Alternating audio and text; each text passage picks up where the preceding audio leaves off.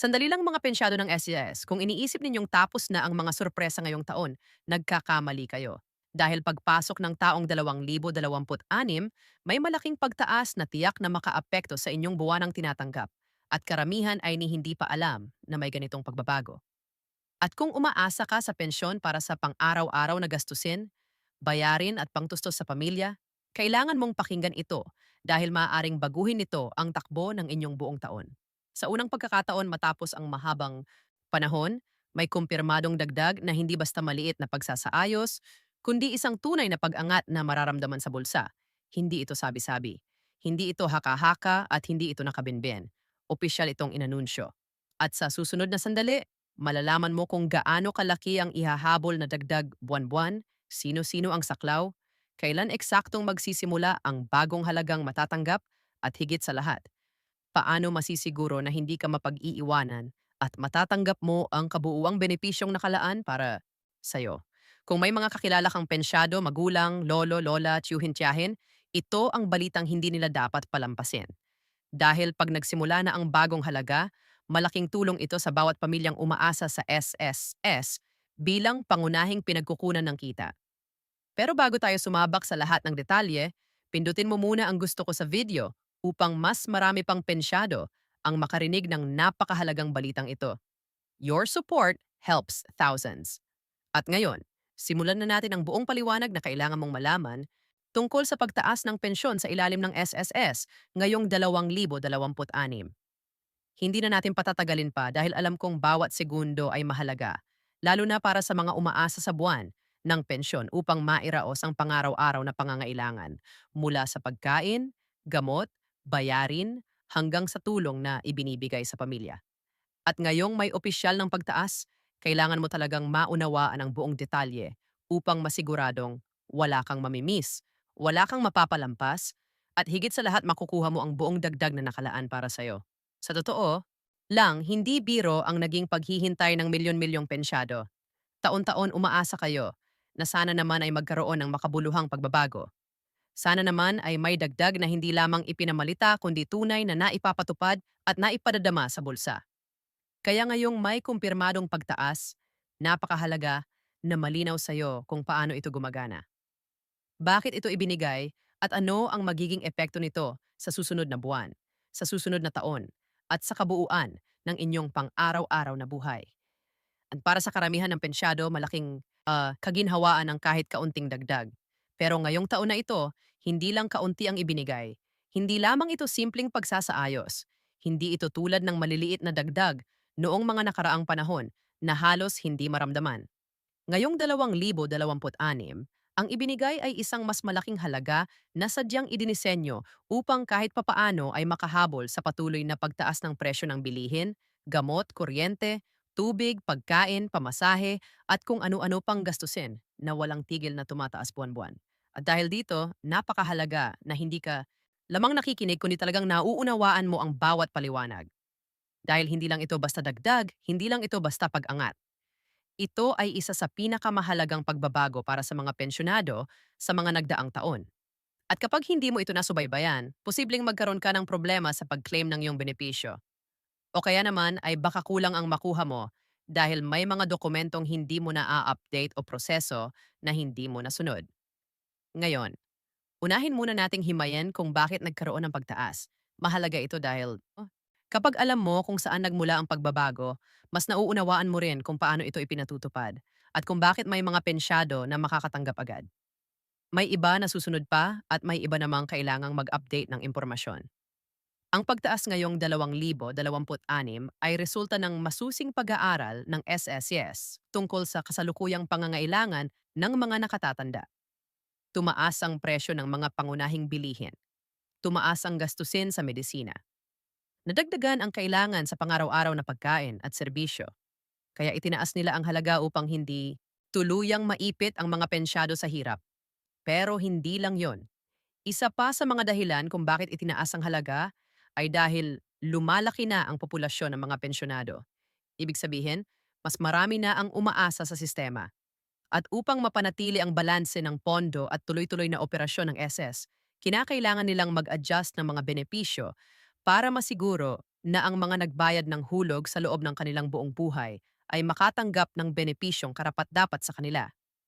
At dito na pumapasok ang pinakamahalagang, detalye. Magkano nga ba ang pagtaas?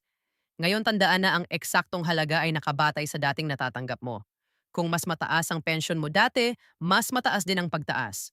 Kung nasa minimum ka naman, may sapat pa ring dagdag na siguradong mararamdaman mo buwan-buwan. Pero mamaya natin tatalakayin ng mas malalim ang kung magkano at paano kinukwenta dahil kailangan muna nating intindihin kung paano ipinatutupad ang mga pagtaas na ganito. Minsan kasi ang akala ng mga pensyon ay automatikong pumapasok ang lahat kaya marami ang nabibigla kapag nabawasan ang natanggap nila dahil may pala na i-update na impormasyon, may kulang sa dokumento, o kaya may pagbabago sa kanilang record na dapat palang inayos bago umabot sa petsa ng paglalabas ng bagong halaga.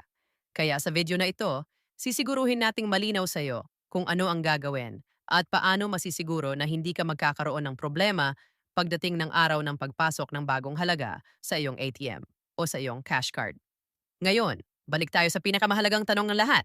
Sino ang makatatanggap ng pagtaas? Ang sagot dito ay malinaw lahat ng kwalipikadong pensyado ng SSS. Ibig sabihin kung tumatanggap ka ng regular na buwan ng pensyon, kabilang ka rito. Pero may ilang detalye pa tayong dapat talakayin dahil may malaking pagkakaiba ang mga tumatanggap ng retirement, disability, at survivor's pension. Ang bawat kategoryang ito ay may kanya-kanyang patakaran pagdating sa pagtaas. Pero huwag kang mag-alala dahil ipaliliwanag natin ang bawat isa ng malinaw nang hindi magulo at nang hindi ka mahihirapan sa pag-unawa. At dahil napakaraming pensyado ang may iba't ibang sitwasyon sa buhay, kailangan ding maintindihan na ang pagtaas ay maaaring makaapekto sa ilang dagdag na benepisyo na natatanggap nila. Halimbawa, may mga pensyado na tumatanggap ng allowance para sa kapansanan. May iba naman na may dependent na anak na may karagdagan pang benepisyo. Kaya kailangan nating himayin ng mabuti ang epekto nito sa kabuuang natatanggap. Hindi rin natin dapat kaligtaan ang isa pang mahalagang bahagi ng usapan, ang petsa ng paglabas ng bagong halaga. Ito ang madalas na inaabangan ng lahat. Hindi ba? Kailan eksaktong papasok sa unang buwan ba ng taon? May pila ba? May kailangan bang asikasuhin? At kapag hindi pumasok sa takdang araw, ano ang dapat gawin? Mahalaga ito dahil maraming pensyado ang nagsusurvive lang sa kanilang pensyon at umaasa sa tamang araw ng pagpasok ng kanilang benepisyo. At dahil gusto kong siguruhing wala kang makakaligtaan, kailangan nating tunay na pag-usapan kung paano mo masisigurong makukuha mo ang lahat ng walang aberya. Dahil sa totoo lang, maraming pensyado ang hindi nakatatanggap agad hindi dahil sa SSS ang problema, kundi dahil may kailangang baguhin sa kanilang impormasyon. Marami ang hindi napapalitan ang kanilang contact number, hindi na-update ang kanilang bank account, hindi inaayos ang kanilang record kung may maling birth date o maling pangalan.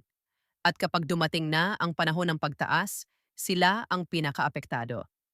Kaya ngayong alam na natin na may kumpirmadong pagtaas, oras na para talakayin kung bakit napakahalaga na bantayan mo ang iyong account. Ang SSS ngayon ay maserno na kaysa dati. Marami na silang proseso na online na ginagawa, pero dahil hindi lahat ng pensyonado ay komportable sa paggamit ng cellphone or internet, madalas silang nahuhuli sa mga update. Kaya kung ikaw mismo ay nahihirapan sa paggamit ng online services o kung may kilala kang pensyon sa pamilya, mas mabuting tulungan sila ng maaga upang hindi sila maiwan pagdating ng bagong halagang ipapasok. Ngayon, pag-usapan natin ang pinakainaabang tanong. Paano malalaman kung saklaw ka ng pagtaas? Simple lang. Kung ikaw ay tumatanggap ng buwanang pensyon at hindi ka nakasabit sa anumang kasong administratibo or issue sa record, automatic kang kasama. Pero ang kailangan mong bantayan ay kung tama ang nakarehistrong impormasyon mo sa kanilang system. Dahil kapag may problema sa pangalan, petsa ng kapanganakan, contact number or bank account, maaaring maantala ang pagpasok ng bagong halaga at dito pumapasok ang isa pang napakahalagang usapin, ang pag-verify. So marami ang hindi alam na ang SSS ay may tinatawag na Regular Verification Process para sa mga pensyono. Ginagawa nila ito para masigurong buhay pa ang tumatanggap ng pensyon. Tama ang impormasyon at walang scam o anomalya na nagaganap. Kapag hindi ka sumagot sa verification o hindi mo na-update ang iyong account, posibleng ma-hold ang pension mo kahit may pagtaas pa. Kaya dapat ay laging bantay ka sa anumang mensahe, teksto o tawag mula sa SSS. At ngayon, puntahan naman natin ang tunay na epekto ng pagtaas sa buhay ng mga pensyado. Kapag tumataas ang pension, hindi lang ito basta dagdag pera. Ang totoo, nagkakaroon ito ng domino effect sa buhay ng pamilya. Mas maraming pambili ng gamot, mas maraming budget para sa pagkain, mas konting pangamba kapag dumarating ang petsa ng bayarin. Mas may kakayahang tumulong sa apo, mas may lakas ng loob na mamuhay nang hindi masyadong nababahala sa gastos. At sa panahong ngayon na halos lahat ay may presyo, napakahalaga ng kahit anong dagdag na ibinibigay. At ngayon na naipaliwanag na natin ang pundasyon ng pagtaas ng pensyon at kung bakit ito mahalaga sa bawat tumatanggap. Panahon na para talagang sumisid ng mas malalim sa kabuwang epekto nito sa buhay mo, sa pamilya mo, at sa buong hanay ng mga pensyado sa bansa. Dahil kung tutuusin, hindi sapat ang malaman lang kung magkano ang idinadagdag. Ang tunay na tanong ay paano nito binabago ang iyong araw-araw? Ano ang mababago sa iyong paraan ng pamumuhay? At ano ang pwede mong gawin upang mas mapaigi ang paggamit ng dagdag na halagang ito? Una sa lahat, isipin natin ang sitwasyon ng karamihan sa ating mga nakatatanda. Marami ang umaasa lamang sa kanilang buwan ng pensyon dahil hindi na sila makapagtrabaho o kaya naman ay may ginagawa silang maliit na pinagkakakitaan, ngunit hindi sapat para tustusan ang lahat ng pangangailangan.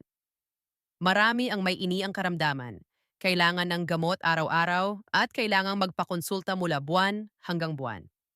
Kung minsan pa nga may mga gastusin sa ospital na hindi inaasahan at sa mga panahong ganito ang bawat dagdag na piso ay may napakalaking kahulugan. May mga lolo at lola na halos ₱5 kada araw na lamang ang natitira sa kanilang budget para sa sarili dahil inuuna nila ang apo, ang anak o ang bayarin. Kaya't ang dagdag na ito ngayong 2026 ay hindi lamang basta numero. Isa itong pag-angat ng dignidad, pag-angat ng kaluwagan, pag-angat ng pag-asa para sa mga tumatanda sa panahon na napakahirap ng magsimula muli. At upang masunawaan pa natin ang kahalagahan nito, tingnan natin ang tunay na epekto ng pagtaas ng pensyon sa ekonomiya ng pamilya. Kapag tumaas ang pensyon, nagkakaroon ng mas maluwag na budget ang tahanan. Ibig sabihin, hindi kailangang isakripisyo ang pagkain para lamang mabili ang gamot. Hindi kailangang bawasan ang gamot upang mapagkasya ang budget para sa pagkain. Nagkakaroon ng mas maayos na timpla, mas makatwirang paghahati-hati ng pera, at mas maaliwalas na paghinga ang buong pamilya. Dahil sa mga pamilyang Pilipino, hindi lang naman ang pensyado ang nakikinabang sa pensyon. Kadikit nito ang mga apo, ang anak, ang asawa at kung minsan pati kapitbahay, nangangailangan ng tulong. Ang dagdag ay hindi lamang papunta sa isang tao. Ito ay dumadaloy sa kabuuan ng isang sambahayan. Ngayon, pag-usapan naman natin ang proseso kung paano mo mapangalagaan ang karagdagang benepisyong ito. Marami sa mga pensyado ang nababahala tuwing may pagbabago sa sistema dahil baka raw maging mas komplikado. Baka mahirapan silang magsumite, baka kailangan pang pumunta sa opisina ng madalas. Pero ang totoo, karamihan sa mga pagbabagong ito ay otomatikong ipinapasok ng SSS. Ang tanging responsibilidad mo ay siguraduhing tama at updated ang iyong impormasyon. Kasi kahit pa may dagdag, kung mali naman ang pangalan mo sa system o kung sarado na pala ang bank account mo o kung hindi mo natanggap ang mensahe tungkol sa verification, posibleng ma-hold ang iyong pensyon. Kaya isa sa pinakaimportanteng payo na dapat tandaan ng bawat pensyonado ay ang pakikipag-ugnayan ng maayos sa SSS. Hindi mo kailangang pumunta araw-araw o maghintay sa mahabang pila kung hindi kailangan. Ang mahalaga ay alam mo kung paano magtanong, kanino dapat magtanong, at ano ang dapat mong i-update. At kung hindi ka marunong gumamit ng cellphone or internet, humingi ka ng tulong sa anak mo, sa apo mo, o sa kapitbahay na marunong. Hindi nakahihiya ang humingi ng tulong, lalo na kung pera mo ang nakataya at malaking halaga ng benepisyo ang inaasahang darating. Ngayon, marami sa mga manonood natin ang nagtatanong din ng isang kritikal na bagay. Paano nga ba kinakalkula ang pagtaas ng pensyon at ito ang dapat na malinaw? Hindi pare-pareho ang pagtaas ng lahat. Merong nakabase sa dating halaga. May nakabase sa kategorya ng pensyon At may nakabase rin sa kung gaano katagal naghulog ang isang miyembro bago siya nagretiro. Kapag mas mataas ang hulog mo noong ikaw ay nagtatrabaho pa, mas mataas ang inaasahan mong pagtaas. Kapag nasa minimum ka, may nakatakdang porsyento na idinadagdag upang matiyak na makakayanan mo pa rin ang tumataas na presyo ng bilihin. At dapat ding tandaan na ang pagtaas na ito ay hindi nangangahulugang tataas din ang hulog ng mga kasalukuyang empleyado. Magkaiba iyon. Ang pagtaas ng pensyon ay nakabase sa pondo ng SSS at sa kakayahan nitong magbigay ng karagdagang benepisyo sa mga miyembrong matagal nang naghulog. Kaya't huwag kang mabahala kung ang naririnig mong dagdag ay baka makapagdulot ng problema sa sistema. Tiniyak ng SSS na napag-aralan itong mabuti at sapat ang kanilang pondo upang maipagpatuloy ang pagbibigay ng benepisyo ng walang putol. Sa puntong ito, dumako naman tayo sa napakahalagang tanong. Ano ang dapat mong gawin kung hindi mo pa natatanggap ang pagtaas pagdating ng takdang petsa? Maraming pensyado ang nag-aalala agad at iniisip na baka nakalimutan sila o baka hindi sila kasama. Pero ang una mong dapat gawin ay huwag kabahan. Ang SSS ay may proseso ng paglabas ng pensyon na minsan ay nade-delay dahil sa dami ng transaksyon. Kung hindi mo pa nakukuha sa araw na inaasahan mo, maghintay ka ng 1 o 2 araw bago magtanong. At kapag hindi pa rin pumasok, huwag kang magatubiling tumawag sa kanilang opisina o pumunta sa pinakamalapit na sangay. At kung ikaw naman ay wala pang contact number, dapat mong siguraduhin na maibigay mo ito ng tama. Dahil sa panahon ngayon, karamihan ng abiso ng SSS ay ipinadadaan na sa text o notification. At napakaraming pensyado ang hindi sumusunod sa verification dahil hindi nila natatanggap ang mensaheng nagsasabi na kailangang mag-verify. At kapag hindi sila nakasagot, nahihinto ang kanilang pensyon. Para maiwasan ito, siguruhin mong updated ang lahat ng impormasyon. At dito pumapasok ang isa pang napakahalagang punto na madalas nakakaligtaan ng marami. Ang kahalagahan ng pakikipag-usap sa pamilya tungkol sa pensyon. Maraming lolo at lola ang nahihiyang sabihin ang kanilang kalagayan dahil ayaw nilang maging pabigat.